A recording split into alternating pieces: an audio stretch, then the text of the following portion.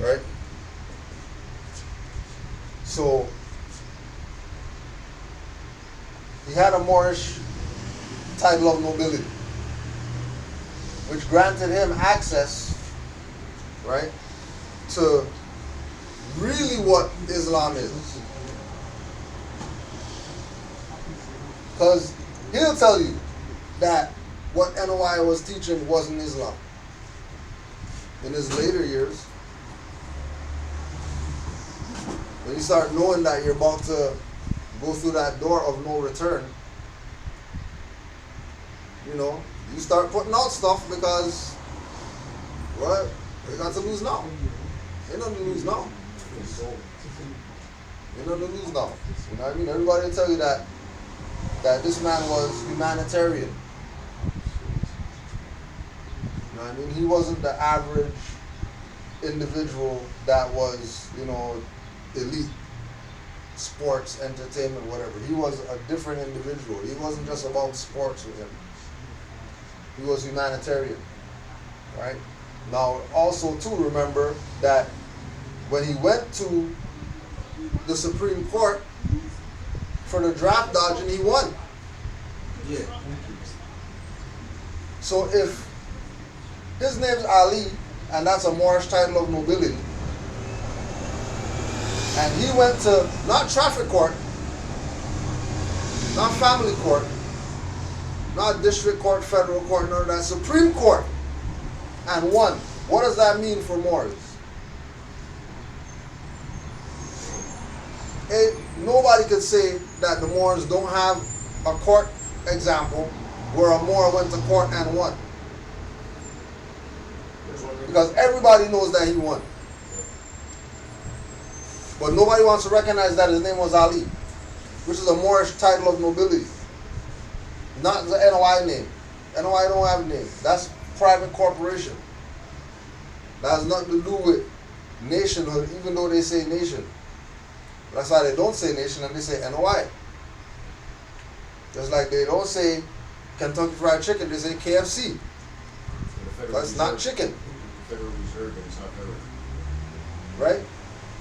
So don't be fooled by the selective speaking, the selective intelligence that the people in the conscious community portray with regard to Moors.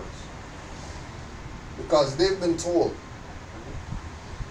Have they listened? Have they went and studied, checked anything out? I don't know. That's up to them whether they did or not. But the point of the matter is that they've been told in many different forms. And everybody's in denial right now. Supreme denial. They're in so much denial that Bill Clinton's doing the eulogy. Wow. That's how in denial they are.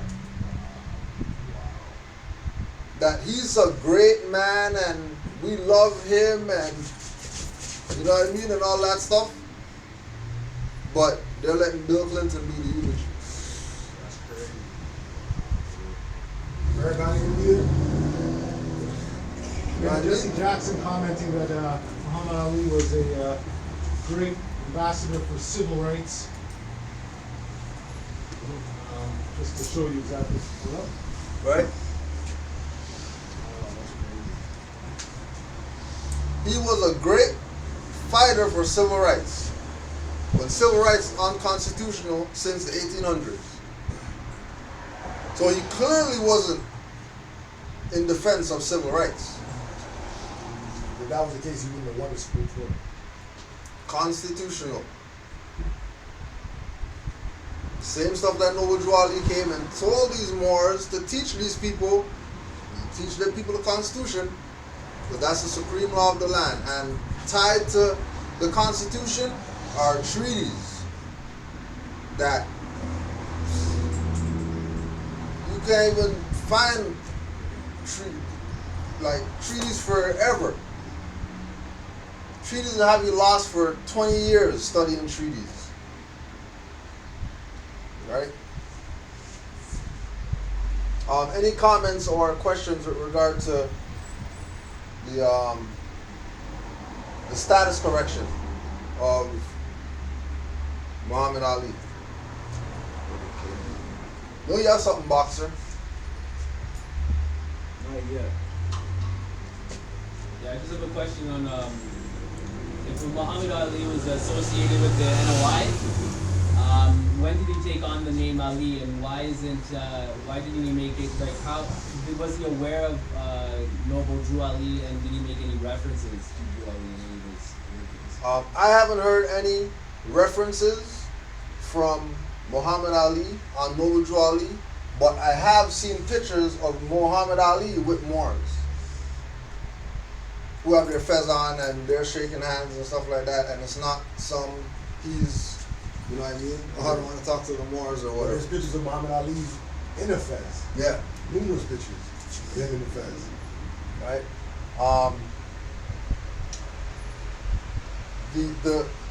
The main point with regard to Muhammad Ali is that he was used by them. So was it like That's it. switching, like, put that name to confuse people, to associate the well- Ali with the NOI? Well, how we look at it is that because of the founders, Fard Muhammad, Elijah Muhammad, right, who were members of the Moor Science Temple, they knew the power of this.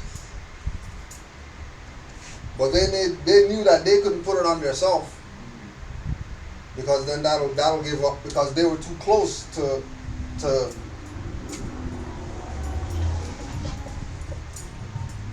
they themselves, the founders of the Nation of Islam, were too close to the Moor Science Temple of America.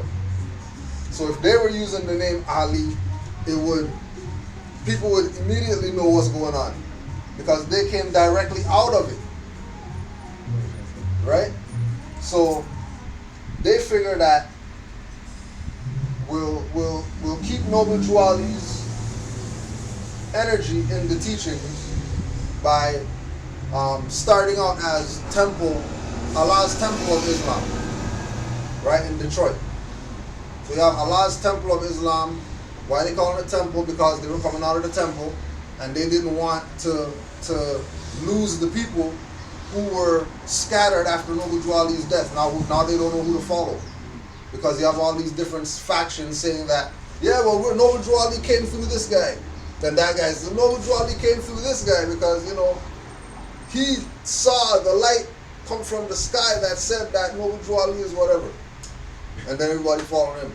Then somebody else comes on and says, well, yeah, I'm the whatever. So people like Fard Muhammad, Elijah Muhammad, they were known people in the Moorish movement, which is how they got the followers, because people knew them. You're talking about 1930 to 1940.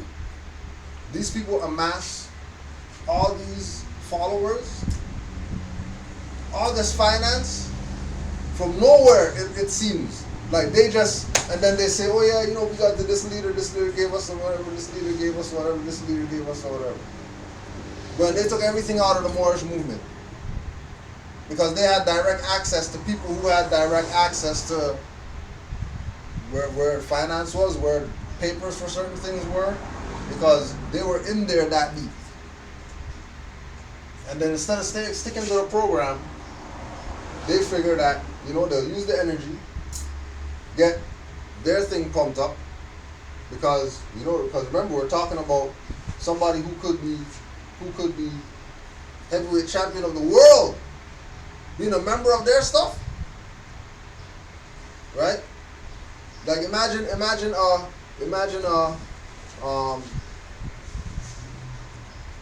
Steph Curry came out, 2-time MVP, a member of the Moor Science Temple of America. Man, all this stuff that he started, all the TV, whatever stuff, got his fez on and all that stuff, and he's coming out to, do an interview after ball game. Is that real? You know what I'm saying? Like, relative, right? Relative to Ali being in, now think how much people now, even if they don't join, think about how much people know about, Placement. it's straight product placement. Straight product placement. And he was the perfect advertisement. Yeah. He was the perfect ad freaking Ad boy. ad boy. Perfect. Because he's about to be the champ. And he's gonna be a member of our stuff. Right?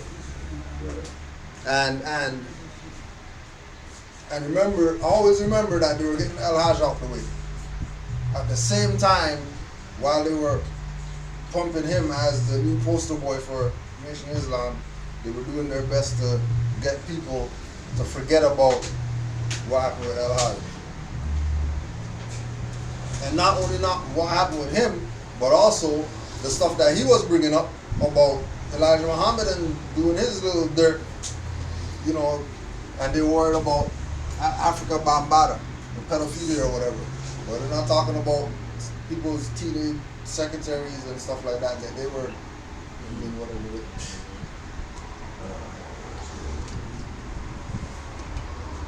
Right? Because they're stepping on toes of the master teachers of the whatever. But they never address the matters. They just, you know, pretend, oh, yeah, you know. So, and again, it's just yet another example, you know what I mean, of a more that whether he knew or not, if you're conscious, you know that there's a spiritual realm. And if you know that there's a spiritual realm, you know that him being named Ali is not just, that was just his name. Knowing about the tie between NY and MSTA, knowing that Elijah Muhammad and them were members of Morris Science Temple, knowing that there's pictures of Elijah Muhammad in the Morris Science Temple, pictures. But then people are going to deny, pretend like it's not, that's not really how it is, when that's exactly how it is. Isn't Fard in the picture in front of the brown brick? Yeah, the convention picture. The convention. Yeah. Right? So there's actual documentation that they belong to it. And, you know, you can't talk about Muhammad Ali without talking about their foundation, without talking about Noble Drew Ali. To get the full view of what it meant that this individual was the one used to push the agenda. Could have been anybody. There are thousands of members before him. Thousands of members before him. But he was the one to use. Because it would divert everybody's attention away from everything that was done in 1930. And have them moving forward on a new course. Okay? And again, to keep Morris Science Temple, Noble Drew Ali and all that secret. So that it's not in the open, it's not openly talked about, but every conversation is come up, hey, Farrakhan was talking about whatever. But you know, have you ever heard that Nation of Islam is the foundation of, you know what I mean? Gods and earths. You don't even hear that. They don't even tie themselves to them. When they have people after that even came out and found out that something was up and jumped ship or whatever like that, told, and then they're still around. Still doing what they do. Distracting people from the birthright.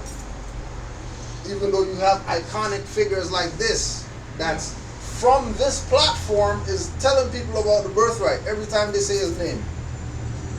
And everybody's blinded to the fact that they're being told in symbology.